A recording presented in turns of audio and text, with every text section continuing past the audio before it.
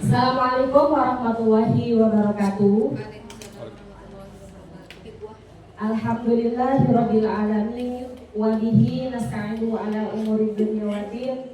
Wassalatu wassalamu ala asrofil anbiya'i wal mursalin wa ala alihi wa sahbihi ajma'in. Amma ba'du.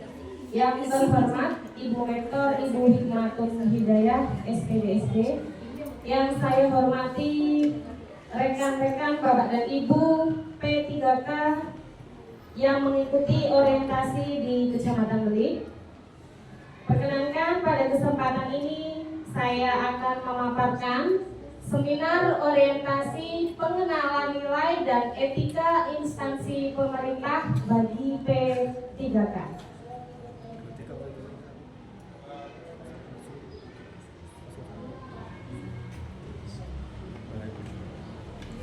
Izinkan menanyakan profil saya. Nama saya Lutfi Marfuah, SPD, NIP PPPK 1988 0907 2024 21 20 39. Unit kerja saya di SD Negeri 01 Simpur.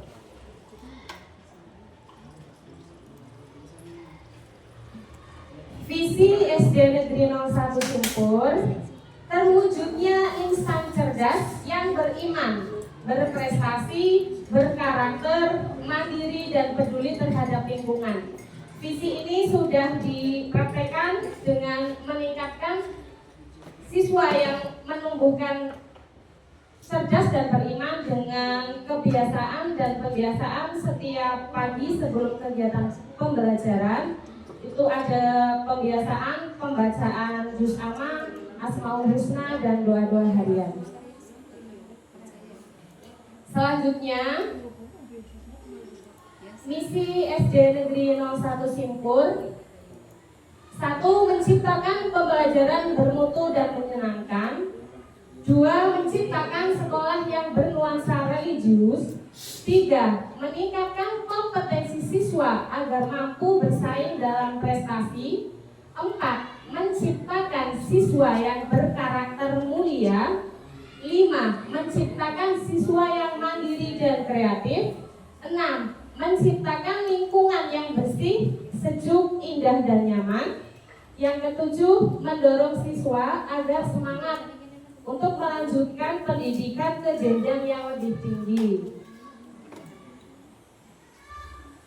Untuk rencana kerja di unit SD Negeri 01 Simpur, tujuan kerja menjabarkan RPJMD yang meliputi tujuan, sasaran, program, dan kegiatan Dinas Pendidikan dan Kebudayaan Kabupaten Pemalang, Provinsi Jawa Tengah. Rencana hasil kerja pimpinan: terlaksananya peningkatan kualitas praktik pembelajaran guru, terkelolanya kegiatan pengembangan kompetensi guru dan kependidikan.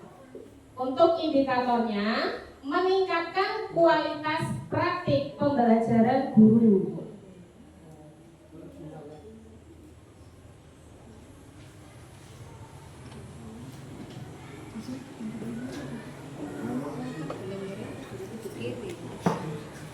Rencana hasil kerja pada pengembangan kompetensi guru dan tenaga kependidikan, saya mengambil 5 kegiatan.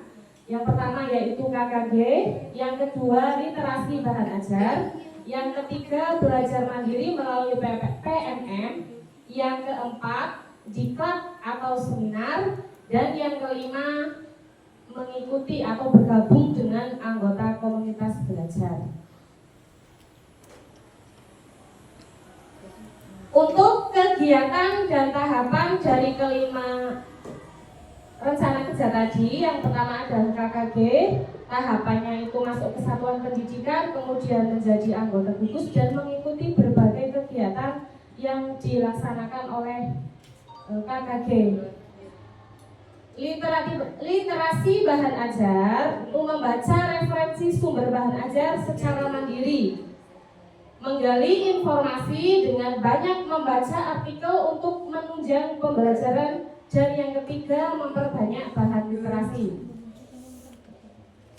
Untuk tahapan diklat atau seminar, mendaftar, kemudian masuk menjadi anggota diklat, mengikuti diklat sampai dengan selesai, dengan mengikuti semua jadwal yang sudah diatur. Yang ketiga, belajar mandiri melalui PMM, mendaftar melalui akun belajar, menjadi anggota PMM, belajar mandiri di PMM, untuk menunjang pembelajaran dan mengembangkan kompetensi diri. Yang kelima, anggota komunitas belajar, tahapannya sama, mendaftar dan mengikuti kegiatan dan pembelajaran yang ada di seminar untuk mendapatkan sertifikat dari komunitas belajar.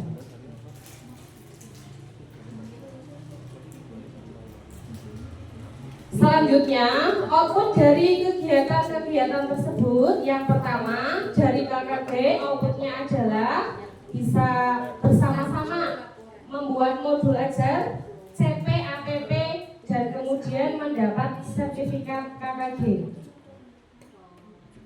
Literasi bahan ajar itu dari literasi yang dibaca bisa untuk menemukan atau menambah bahan ajar, alat peraga, dan modul ajar.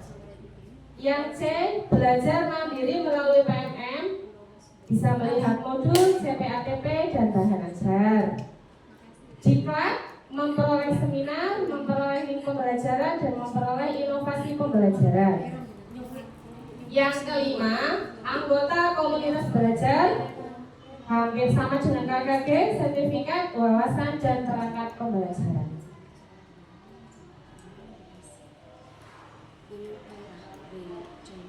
Menerapkan atau penerapan nilai berakhlak dari berbagai kegiatan tadi. Yang kelima, yang pertama di KKG itu saya mengimplementasikan ilmu yang didapat dengan menyesuaikan lingkungan dari sekolah atau lingkungan tempat saya mengajar. Itu masuknya ke adaptif. Kemudian saya akan mengikuti seluruh kegiatan dengan sungguh-sungguh untuk akuntabel, dan saya akan memperlakukan semua anggota KKG dengan baik, masuknya ke harmonis. Penerapan nilai berakhlak pada literasi bahan ajar, itu saya akan menerapkan alat peraga yang bisa saya dapat dari berbagai sumber, itu dengan menyesuaikan sarana sekolah, kemudian berbagi materi dan literasi yang saya dapatkan dengan teman sejawat, itu maksudnya membina hubungan yang baik atau harmonis.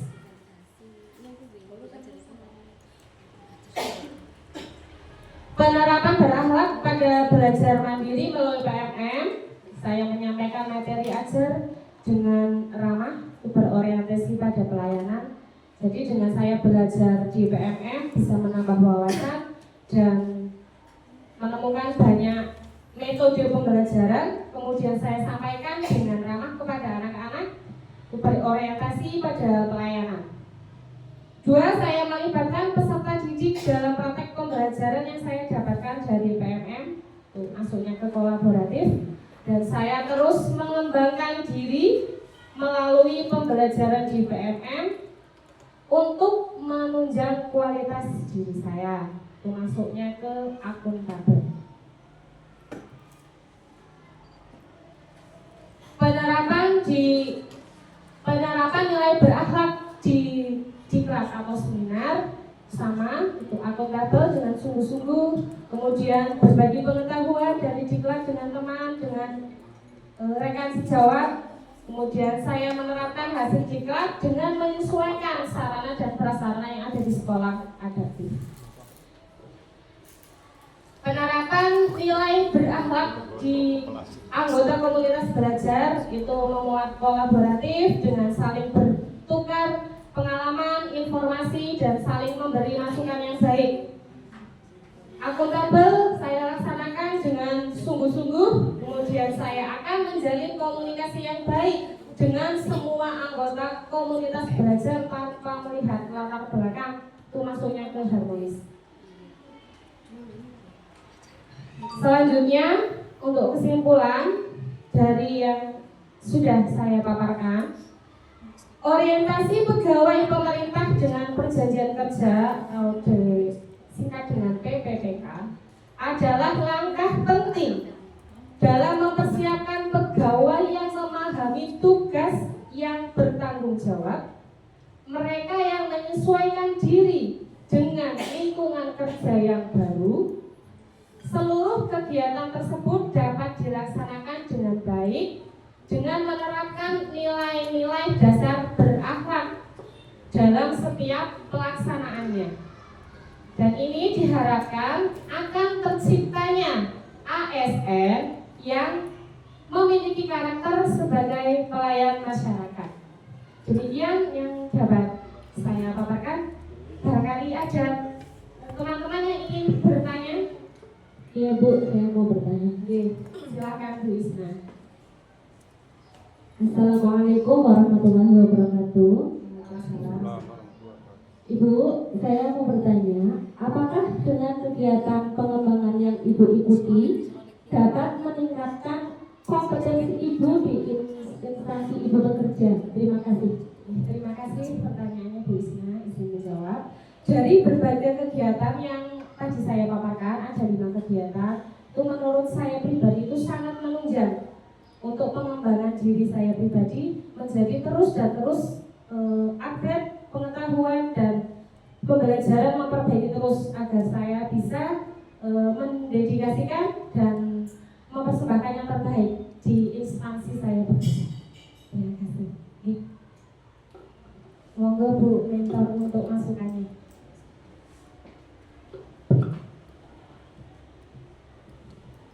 Terima kasih kepada Bu Lutfi yang sudah memaparkan RHK-nya dengan sangat gamblang. RHK yang Bu Lutfi paparkan sudah sangat jelas, sangat bagus. Ini terkait dengan kompetensi guru.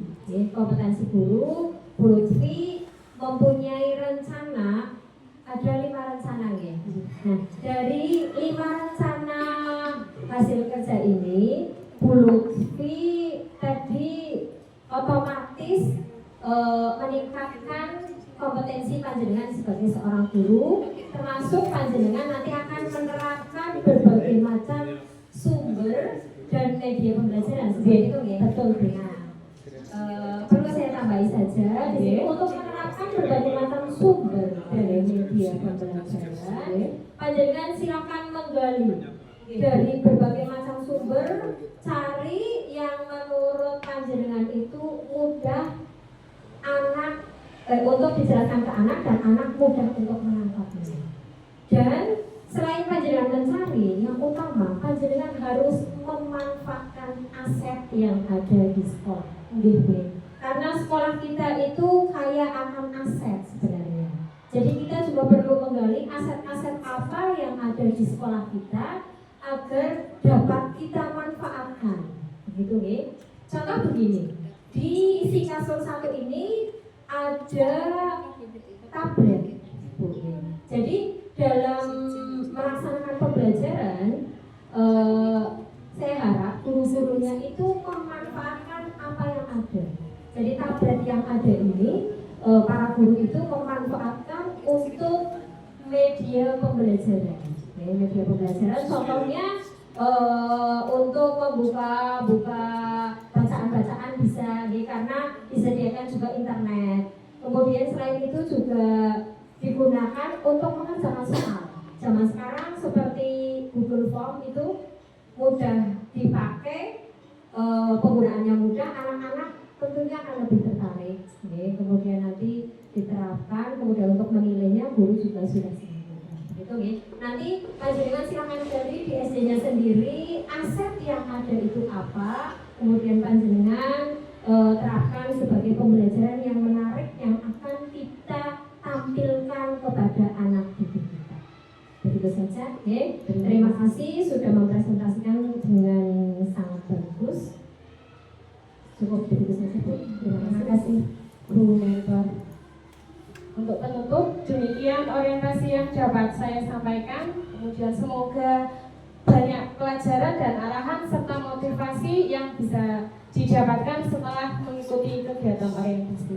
Kurang lebihnya saya mohon maaf. Assalamualaikum warahmatullahi wabarakatuh.